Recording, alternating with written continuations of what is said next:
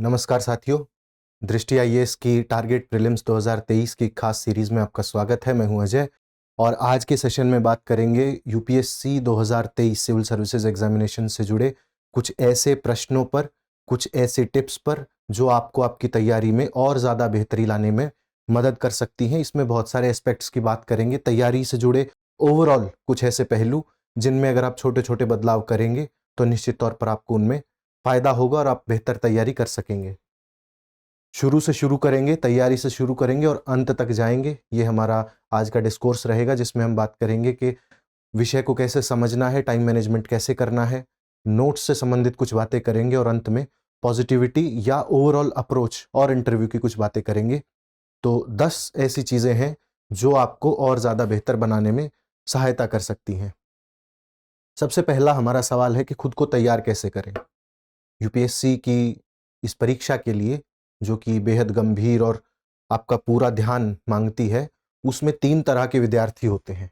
पुराने विद्यार्थी होते हैं, नए होते हैं और वर्किंग प्रोफेशनल्स होते हैं। तो हम इस सेशन में नए अभ्यर्थियों से संबंधित बातें करेंगे, लेकिन एक पासिंग रिमार्क उन लोगों के लिए भी जो पुराने अभ्यर्थी हैं या वर्किंग प्रोफेशनल हैं। इन दोनों के लिए हम अलग से वीडियो करेंगे, तो उसमें आप अपनी तैयारी को और ज़्यादा बेहतर कैसे कर सकते हैं। जो वर्किंग प्रोफेशनल्स हैं वो और जो पुराने अभ्यर्थी हैं वो उस वीडियो को देख सकते हैं। इसमें हम सिर्फ नए वाले अभ्यर्थी जो फुल टाइम स्टूडेंट्स हैं उनकी बात कर रहे हैं। तो जो पुराने अभ्यर्थी हैं उनको ज़्यादातर को पता होता है कि उनकी तैयारी में कहाँ-कहाँ कमियां हैं और वो उन कमियों को सुधारने के लिए लगातार प्रयास करते रहते हैं। तो उन्हें ज़्यादा मार्गदर्शन की आवश्यकता इसलिए भी नहीं होती क्योंकि वो इस प्रोसेस से निकल चुके होते हैं और उन्हें पता है कि दरअसल उनकी कमियां कहाँ हैं, वो किस सब्जेक्ट में कमज़ोर हैं या कौन सी ऐसी चीज़ें हैं, टाइम मैनेजमेंट है, स्ट्रेस मैनेजमेंट है, एग्ज़ाम को लेकर के अन्य समस्याएं हैं, तो वो उसे भली-भांति समझते हैं। इसके अलावा जो वर्किंग प्रोफेशनल्स हैं वो भी ये जानते हैं कि उनका समय सीमित है और उस सीमित समय का उन्होंने प्रयोग कैसे करना है। तो जितना समय वो कम खराब करेंगे या जितना ज़्यादा समय अपनी पढ़ाई में देंगे, उतना उनके लिए बेहतर है और वो समय को अपने हिसाब से और ज़्यादा अच्छा मैनेज कर सकते हैं, अपनी शिफ्ट के हिसाब से, अपने कार्य के क्षेत्र के हिसाब से। अगर आप मीडिया में हैं, अगर आप राइटिंग में हैं या अन्य किसी ऑपरेशंस में हैं, तो आप अपने काम की ज़रूरतों को ज़्यादा अच्छे से समझते हैं और अच्छे से मैनेज कर सकते हैं। हम नए अभ्यर्थियों की बात करते हैं जो फुल टाइम स्टूडेंट्स हैं। फुल टाइम स्टूडेंट्स को खुद को कैसे तैयार करना है। सबसे पहले इस परीक्षा की जो पूरी प्रक्रिया है उसको समझना है कि परीक्षा आपसे क्या डिमांड करती है, क्या मांगती है, आप में कितनी गंभीरता होनी चाहिए, आपका व्यक्तित्व कैसा होना चाहिए, आपको कितने घंटे पढ़ना है और कितने घंटे इस परीक्षा की तैयारी में जुटे रहना है। इन सारे पहलुओं को आपने ध्यान में रखना है और खुद को मेंटली प्रिपेयर करना है। सबसे ज्यादा बड़ी बात कि अगले आने वाले 1-2 वर्षों में आप इस परीक्षा के लिए जुटने वाले हैं और फिर कुछ भी आए, कोई भी समस्याएं हो, किसी भी प्रकार की परिस्थितियां हो, आपको उसमें जुटे रहना है, अपने डेली टारगेट्स को पूरा करना है, अपने पूरे मन से परीक्षा में उतरना है आपने। ये आपको समझना है। परीक्षा को समझने के क्रम में सबसे पहली चीज आती है पुराने वर्षों के प्रश्न पत्र। आप जितनी गंभीरता के साथ पुराने, जिन्हें हम पीवाईक्यू कहते हैं, प्रीवियस ईयर क्वेश्चंस, तो पीवाईक्यूज को आप जितनी गंभीरता के साथ देखेंगे, उन्हें उनका एनालिसिस करेंगे, तो आपको समझ में आएगा कि दरअसल परीक्षा आपसे किस विषय वस्तु की मांग करती है, आपको कैसा होना चाहिए परीक्षा के लिए। तो जब आप पीवाईक्यूज देखेंगे तो उसमें आप इतना नहीं देखेंगे कि हमने प्रश्न देखा और उत्तर देखा और हमें समझ आ गया कि हाँ कैसे प्रश्न की डिमांड है। हम उन प्रश्नों को एनालाइज करेंगे या आपने उन प्रश्नों को एनालाइज करना चाहिए। उनके ऑप्शंस जो दिए गए हैं उन्हें एनालाइज करें, उनका रिसर्च करें, उनके आंसर्स देखें, उनसे जुड़ी इर्द गिर्द की अन्य जो इंफॉर्मेशन है वो कलेक्ट करें और देखें कि क्या पिछले वर्षों से आने वाले वर्षों में कोई प्रश्न रिपीट हो सकता है कि नहीं हो सकता है। आप यकीन मानिए पीवाईक्यूज से पिछले वर्ष करीब 10 प्रश्न आए थे, डायरेक्टली और इनडायरेक्टली। कुछ प्रश्न तो सीधे सीधे आए थे और कुछ इस प्रकार से आए थे कि जो पुराने वर्षों के प्रश्न पत्रों के ऑप्शंस हैं उनके इर्द गिर्द प्रश्न बनाए गए थे। तो आपको देखना है कि हमें क्वेश्चंस को कैसे एनालाइज करना है। हम एक अलग वीडियो में इस बात की बात करेंगे कि कैसे प्रश्नों को एनालाइज करना है, पुराने ट्रेंड्स कैसे देखने हैं और यूपीएससी के प्रश्न पत्रों से संबंधित वो सारी जानकारी जो आपके लिए जरूरी हो सकती है। एक ट्रेंड एनालिसिस करें। कि लगातार पिछले वर्षों से कितने प्रश्न परीक्षा में पूछे जा रहे हैं, और उन विषयों पर, उन क्षेत्रों पर या उन पर्टिकुलर पॉइंट्स पर ज्यादा फोकस करें, जैसे पॉलिटी, हिस्ट्री। मान लीजिए हिस्ट्री में हम अक्सर मॉडर्न इंडिया को या मॉडर्न हिस्ट्री को ज्यादा वेटेज देते हैं, लेकिन पिछले कुछ सालों में ऐसा हुआ कि मिडिवल हिस्ट्री और एंशिएंट हिस्ट्री से भी बराबर प्रश्न पूछे गए। तो हमें चाहिए कि हम अपना मैनेजमेंट सब्जेक्ट को लेकर के इस प्रकार से करें कि कोई भी विषय छूट ना पाए और कोई विषय इतना ना पढ़ा जाए कि उसके एवज में दूसरा विषय छूट जाए। जैसे हम अक्सर साइंस, एनवायरमेंट और कुछ हद तक आर्ट एंड कल्चर, हम मानते हैं कि art and culture ancient history का पार्ट होता है नो डाउट, लेकिन अपने आप में एक अलग विषय है। तो हम अक्सर इन तीन विषयों की अनदेखी कर देते हैं, और पिछले वर्ष इन तीनों सब्जेक्ट से मिला के करीब 40 प्रश्न आए।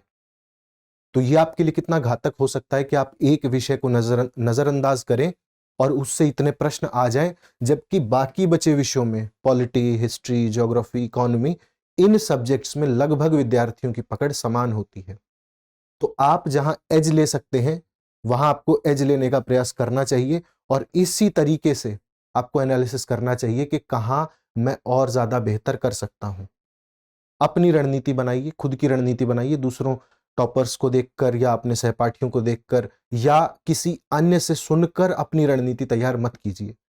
अपने समय के अनुसार, अपने सोने, जागने, उठने, बैठने के समय के अनुसार, अपनी रुचियों के अनुसार अपना टाइम टेबल बनाइए और बेहतर तैयारी कीजिए, टाइम मैनेजमेंट के साथ तैयारी कीजिए।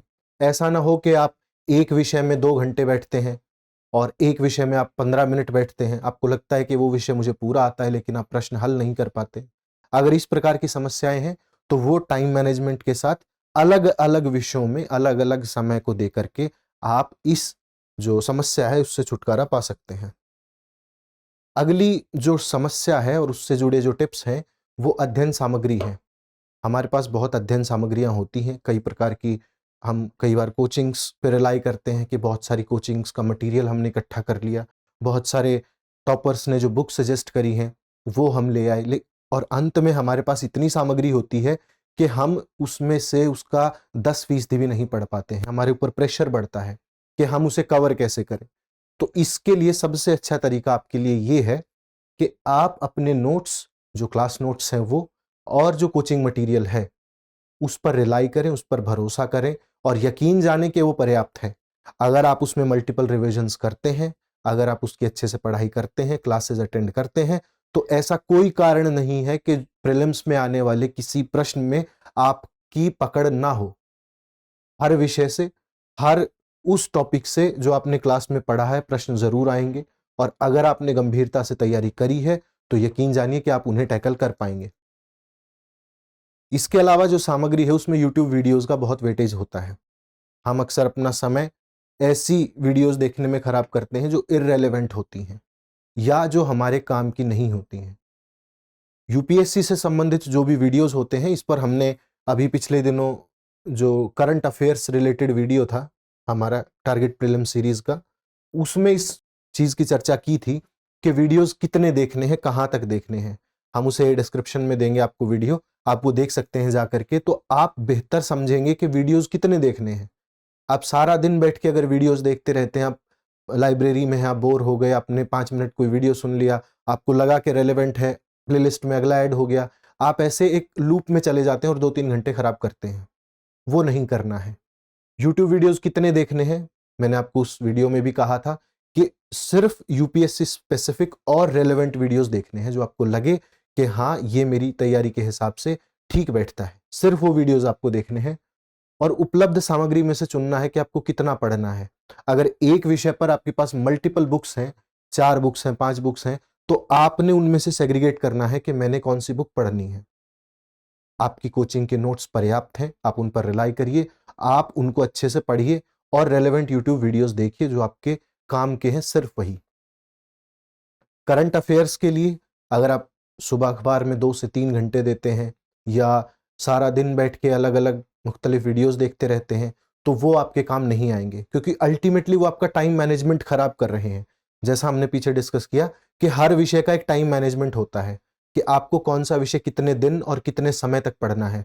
अगर वो आप मैनेज नहीं कर पा रहे हैं और आपका ज्यादातर समय वीडियोस देखने में या इररेलेवेंट अखबार पढ़ने में, उनकी कटिंग्स पढ़ने में, लगातार फॉलो अप लेने में कि कल ये हुआ, आज ये हुआ, परसों ये हुआ, अगर इस तरीके से आपका समय बीतता है तो वो आपके लिए नुकसानदायक है।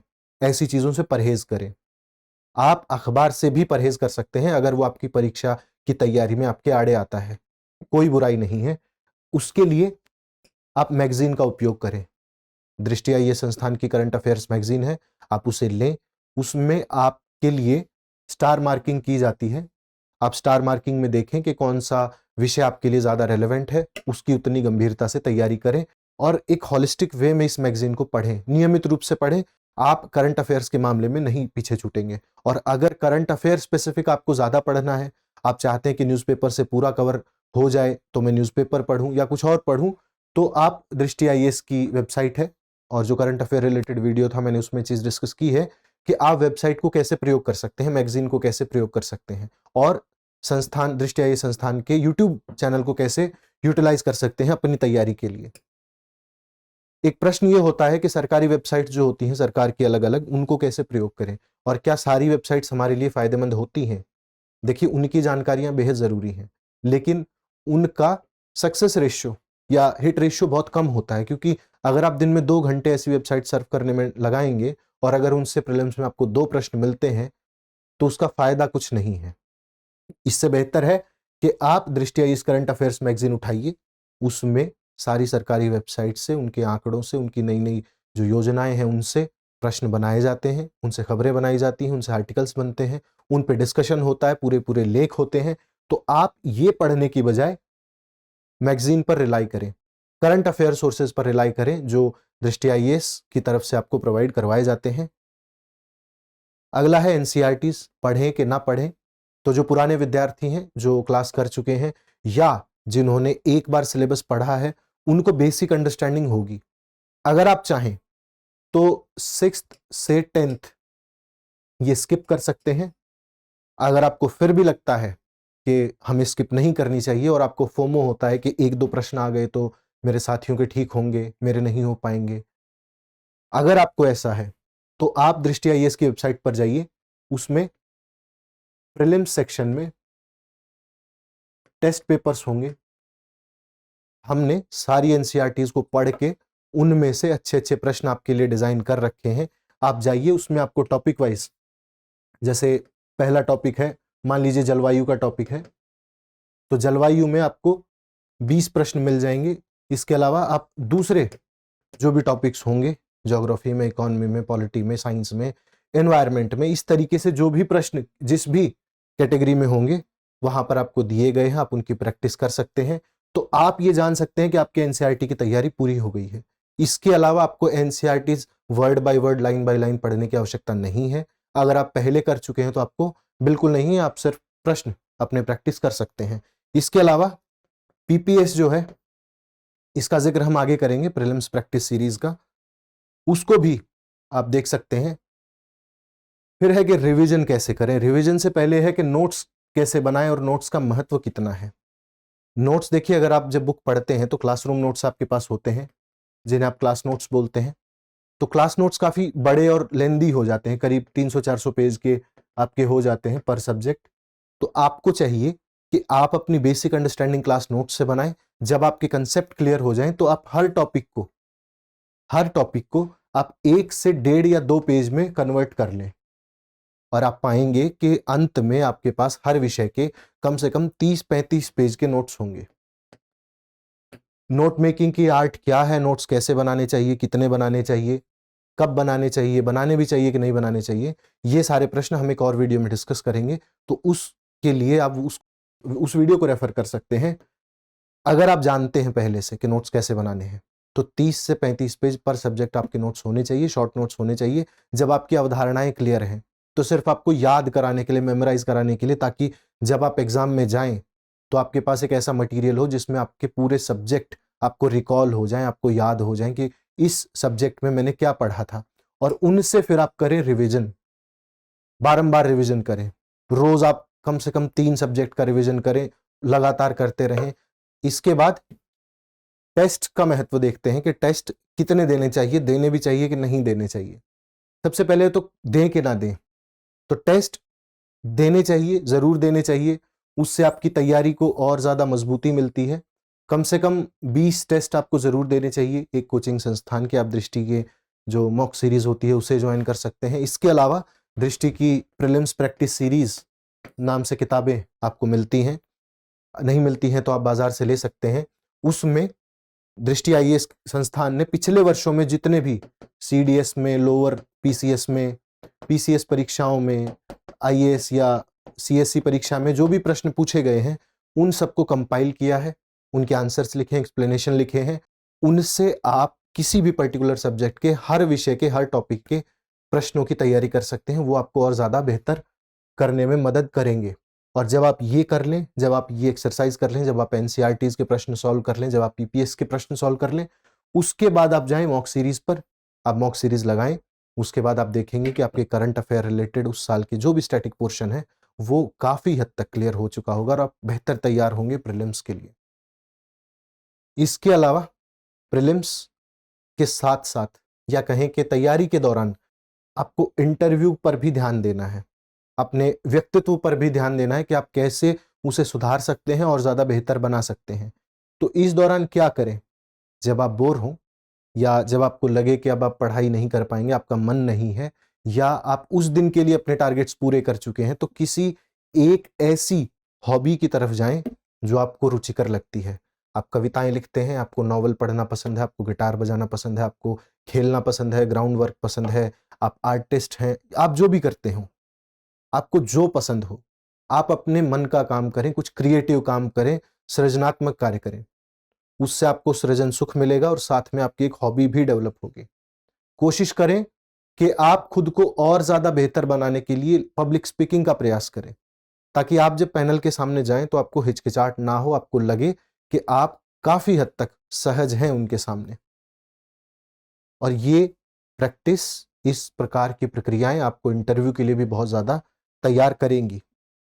अगर आप इतना कर चुके हैं, अगर आपने तैयारी के दौरान ये सारी चीजें कर ली हैं, तो आपके लिए सिर्फ एक चीज बचती है और वो है सकारात्मक रहना। जैसा हमने वीडियो के शुरू में कहा कि आपको चाहिए कि आप इस परीक्षा को समझें और इस परीक्षा के दौरान आने वाले उतार चढ़ाव भी इस परीक्षा का हिस्सा हैं। तो अगर आप सकारात्मक हैं और अगर आप परीक्षा को लेकर दृढ़ निश्चयी हैं कि आपको इसे क्लियर करना है, तो आपको पॉजिटिव एटीट्यूड रखना पड़ेगा। अगर आप वर्किंग प्रोफेशनल हैं तो ऐसा कई बार होता है कि वर्क स्पेस पर कई बार टॉक्सिसिटी देखने को मिलती है। तो अगर आपके साथ ऐसा है तो ऐसे लोगों से बचें।